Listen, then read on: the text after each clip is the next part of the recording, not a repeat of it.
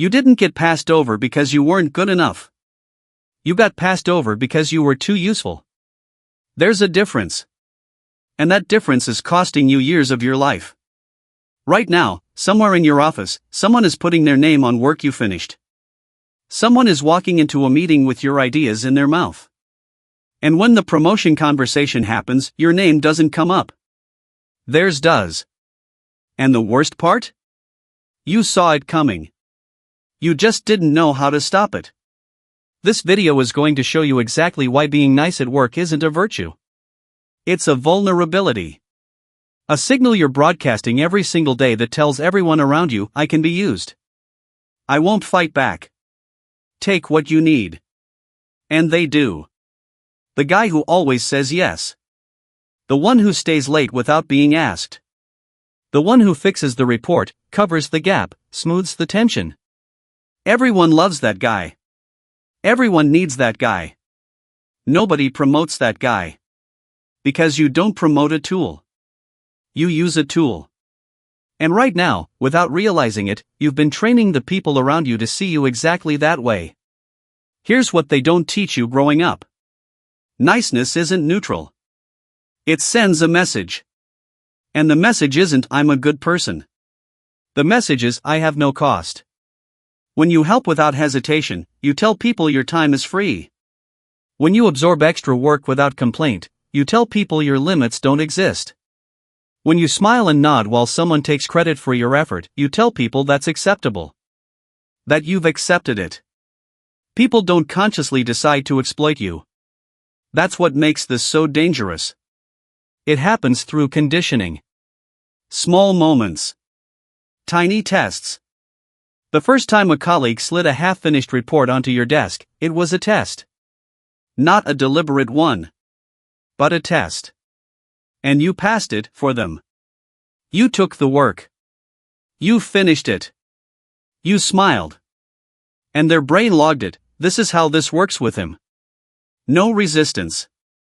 No cost. Every time after that got easier for them. Every yes you gave made the next task feel more normal. Until dumping work on you wasn't even a conscious choice anymore. It was just the way things were. You became the path of least resistance. The safe place to offload pressure. The one who absorbs without pushing back. Reliable. Helpful. Disposable. Now let me show you what's actually happening in that office when your name gets skipped. Promotions aren't given to the hardest workers. I know that sounds wrong. But think about every workplace you've ever been in. Think about who actually moved up. It wasn't always the person who worked the most. It was the person who was perceived as capable of operating at the next level. And here's the brutal truth about that: someone who absorbs everyone else's overflow doesn't look like a leader. They look like support staff. Your boss isn't watching you stay late thinking, that person is dedicated. Your boss is watching you stay late thinking, that person handles the overflow. And the person who walked out at 5 after taking credit for your report? Your boss watched them and thought, that person knows how to get things done. You did the work. They got the read. That's not an accident. That's a power dynamic. And it runs on your niceness like fuel. Here's what nobody wants to say out loud. There are people around you who are not better than you. They are not smarter than you. They are not working harder than you.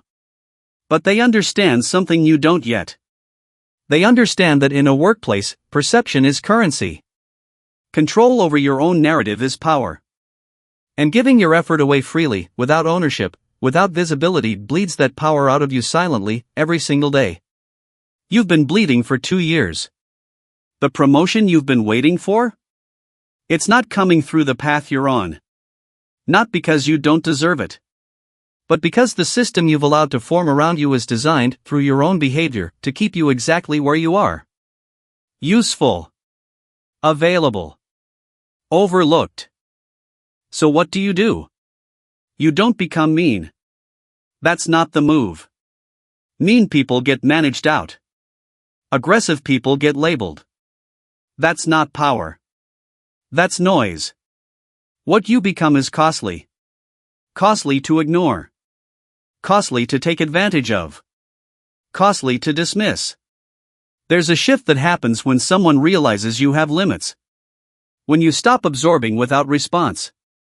When your help comes with quiet, confident ownership. When your name is attached to your work, not aggressively, not defensively, just clearly, visibly, without apology. People don't fear the angry guy in the office. They respect the one who is calm and immovable. The one who helps when it makes sense and stops when it doesn't. The one who can't be loaded up with extra weight because he already knows his own value. That's the version of you that gets promoted. That's the version they stop testing.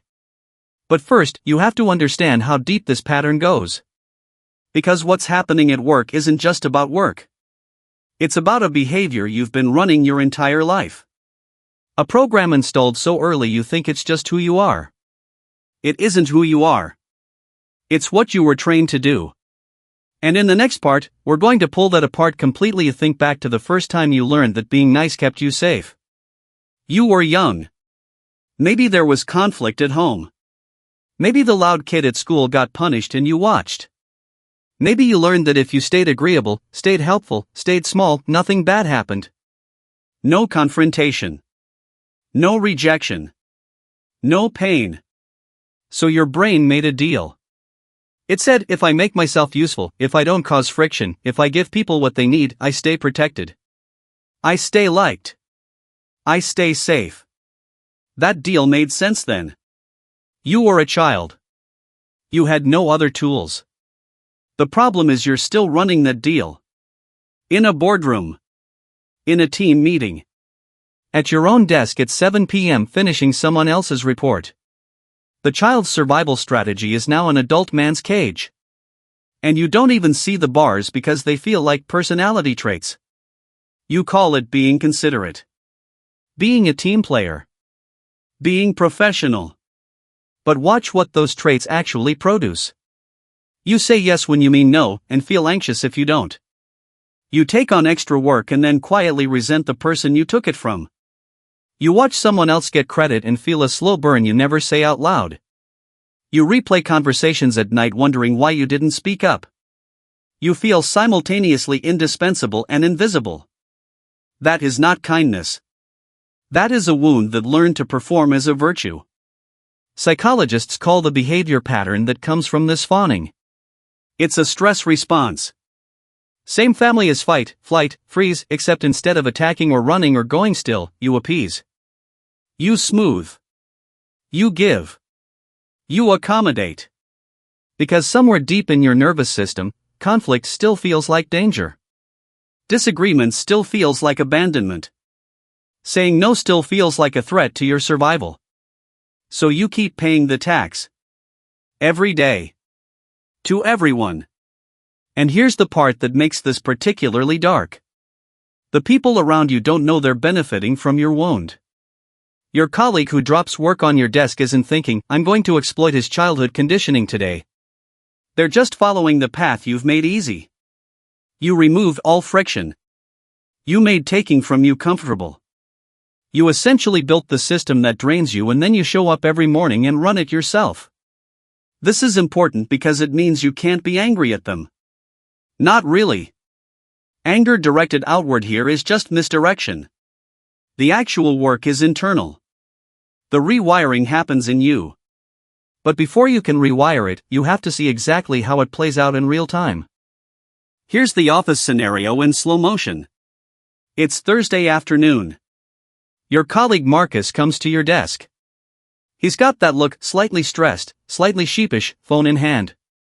He says something like, hey, I know you're busy but I'm slammed and you're so much better at this than me.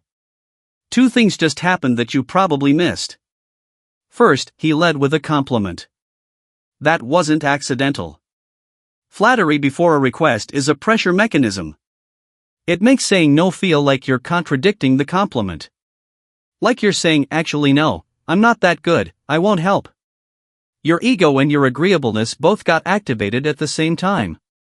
Second, he told you he's slammed. That's an emotional anchor. Now his stress is in the room with you. And because you're wired to absorb and smooth, you feel a pull to relieve it. His discomfort just became your problem. And he didn't even ask yet. By the time the actual ask came, you were already halfway to yes. You took the work. He thanked you warmly. Everything felt fine in the moment. But watch the full sequence play out. You finished his report late that night. The next morning in the team meeting, Marcus presented. The boss asked a sharp question about the data model. Marcus answered smoothly, because you built it clean. The boss nodded. Marcus got the read. You sat 3 chairs down and said nothing. Why didn't you say anything? You knew that work. You built it. But speaking up in that moment felt like what exactly? Petty? Aggressive? Attention-seeking? None of those words are yours, by the way. Those are the words of the old program running its script. The one that says staying quiet keeps you safe. The one that says making yourself small prevents conflict. That program is protecting a child who no longer exists. And it is destroying the man who does. Here's the shift in perception you need to make right now. Every time you absorb without ownership, you are making a withdrawal from your own account. Your effort, your time, your visibility, all going out. Nothing coming back. And I'm not talking about money or transactions. I'm talking about professional identity. Presence. Power. The people who rise in organizations are not always the most talented. But they are always the most visible. They own their contributions. They speak up in rooms. They let their work be seen as theirs. Not arrogantly. Just clearly. You've been doing the work and then handing someone else the receipt.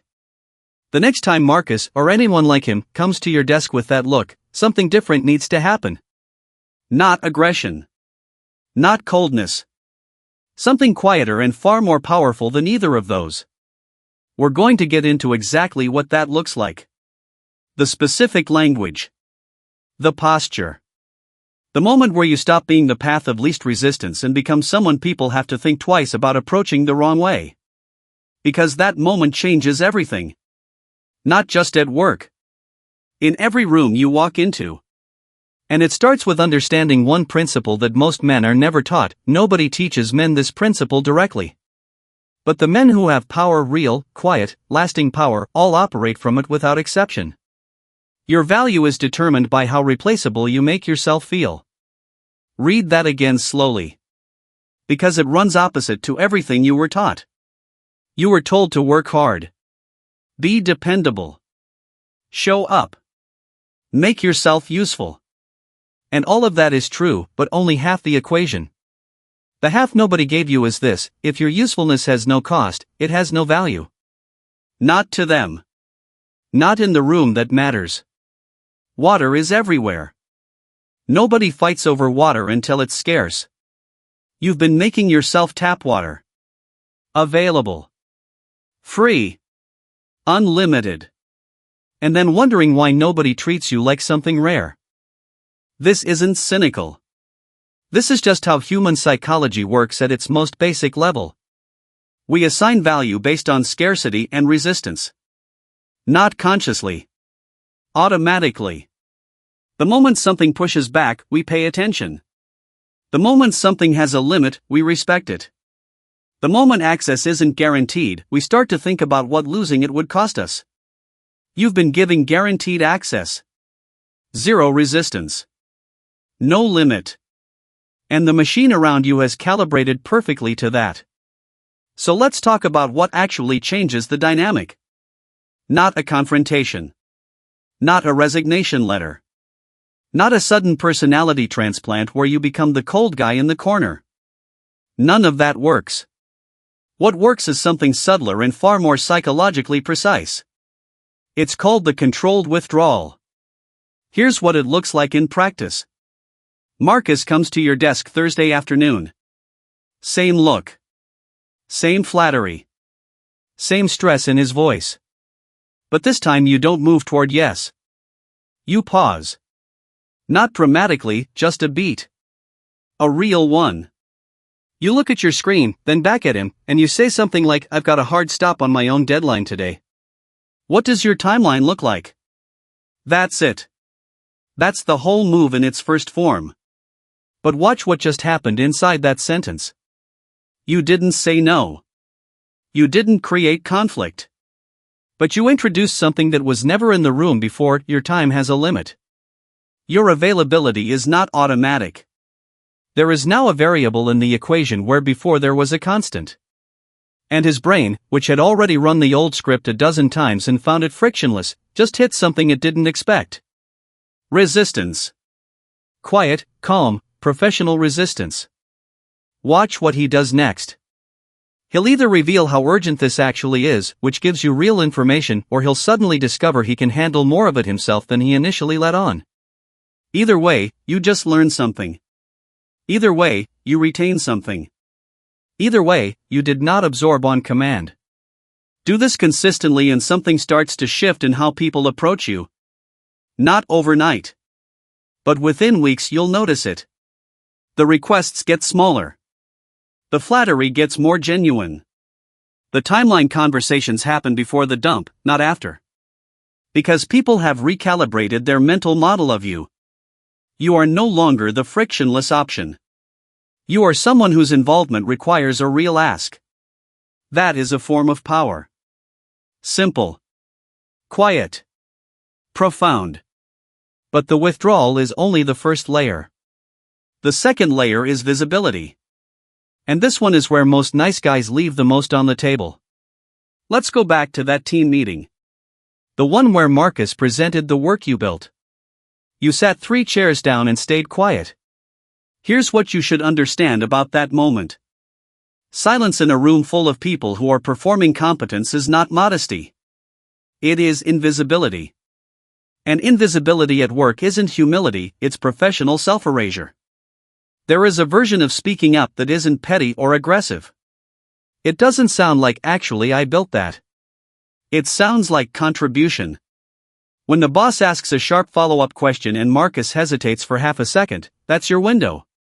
Not to take the floor. Not to expose him.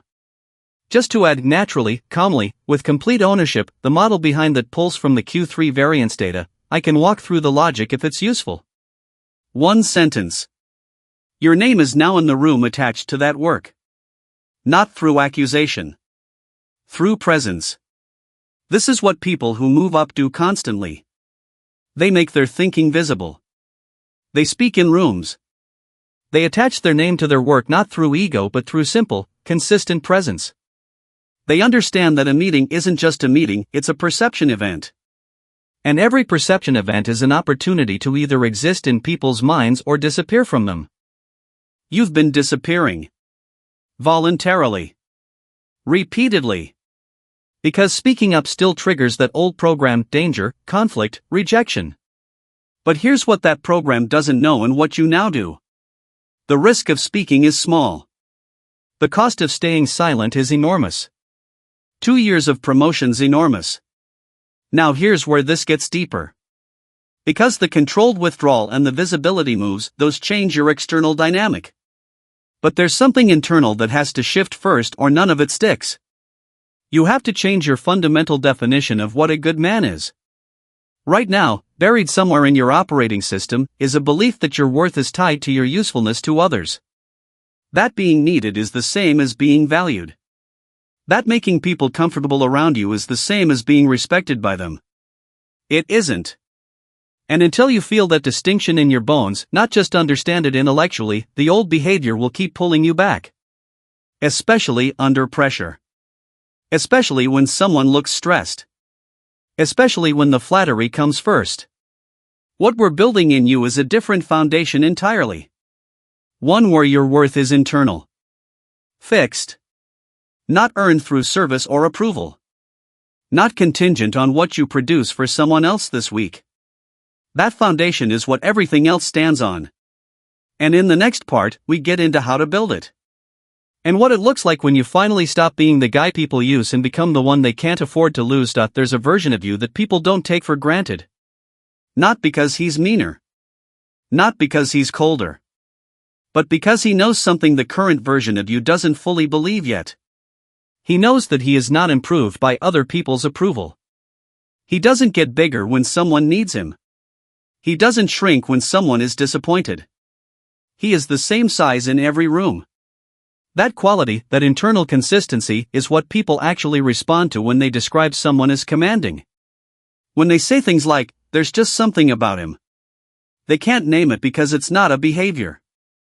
It's not a tactic. It's a ground state. A baseline level of self-possession that doesn't fluctuate based on what the room needs from him. You've seen men like this. Maybe not many. But you've seen them. The one in the meeting who doesn't rush to fill silence. Who disagrees without apologizing for disagreeing. Who helps when it makes sense and declines when it doesn't, and neither one is a big moment for him. It's just Tuesday. That man was not born that way. He was built through a series of internal decisions that rewired what he believed about his own worth. Here's the first decision. And it's the hardest one. You have to stop making other people's comfort your responsibility. Not their well-being. Not their dignity. Their comfort. There's a difference, and it matters enormously. You can care about a person genuinely, deeply, without making it your job to ensure they never feel friction when dealing with you. In fact, the most respectful thing you can do for another adult is treat them as someone capable of handling a no. Capable of figuring out their own problem. Capable of sitting with mild discomfort without falling apart. When you rush to absorb someone's stress, when you say yes to protect them from the awkwardness of your no, you're not being kind. You're being condescending at a level so subtle it reads as generosity. You're treating them like they can't handle reality. And you're treating yourself like your only function is to smooth it for them. Stop smoothing. Let some edges exist. The second decision is about ownership. And this one plays out in real time, in real rooms, starting immediately. Everything you produce, own it. Visibly. Consistently. Without drama or aggression, just clarity. When you send work, your name travels with it. When you contribute an idea in a meeting, you say it, you don't whisper it to the person next to you and watch them say it louder. When someone references a project you drove, you don't deflect the acknowledgement. You receive it. Simply. Directly. Yeah, I put that together, glad it landed well. 6 words. No ego. No performance. Just a man who knows what he did and doesn't pretend otherwise. That sentence does something to the room. It draws a line. Clean and quiet. This work has an owner. That owner is present. And he's paying attention. Do that enough times and something changes. Not in one meeting. Over weeks. People stop assuming your output is communal property. They start attributing correctly, sometimes because they respect the line, sometimes because they know you'll hold it. Either way, your name starts attaching to your results. And that attachment is what gets walked into promotion conversations. The third decision is the one that ties everything together. And it requires you to sit with something uncomfortable for a moment. You have been waiting for permission. Permission to take up space. Permission to say this is mine. Permission to stop absorbing. Permission to be seen as someone with limits and still be liked, still be valued, still belong. You've been doing the work, building the skills, logging the hours, and waiting for someone to notice and invite you forward. That invitation is not coming. Not because you don't deserve it. But because the people who give out invitations are watching for a specific signal. They're not watching for effort. They're watching for someone who already acts like they belong at the next level. Someone who owns the room they're in before they're given a bigger one. You don't wait for the promotion to start behaving like a leader. You behave like one, and the promotion follows the perception. That's the sequence. Not the other way around. So what does that look like on a Monday morning in a real office with real people who have real habits around you? It looks like this. You walk in and your posture isn't apologetic. You don't shrink into your desk and hope the day goes smoothly. You are present. Deliberate. When someone approaches with that familiar energy, the setup, the flattery, the incoming transfer of their problem, you are not already moving toward yes before they finish the sentence. You listen. Fully. Calmly. And then you respond from your actual position, not from anxiety about what happens if you don't comply. Sometimes that means helping because it genuinely makes sense, because there's a real exchange of value, because you choose to. Help you choose is completely different from help you perform out of fear. One builds your reputation. One erodes it. The outcome looks similar from the outside, but the internal dynamic and long-term effect are completely opposite. And sometimes it means saying, I can't take that on this week. Simply. Without a novel of explanation. Without 5 apologies wrapped around one sentence. Just the fact, stated cleanly, by a man who has decided his time has weight. That man is not disliked. He is respected. And respect, real respect, not the performed warmth of people who need something from you, is the only currency in a workplace that actually compounds. Liked gets you used. Respected gets you promoted. You've been optimizing for the wrong one. 4 years. And that ends here. In the next part we get tactical. Specific language. Specific moments. The exact moves that shift how your colleagues and your boss experience you, starting this week.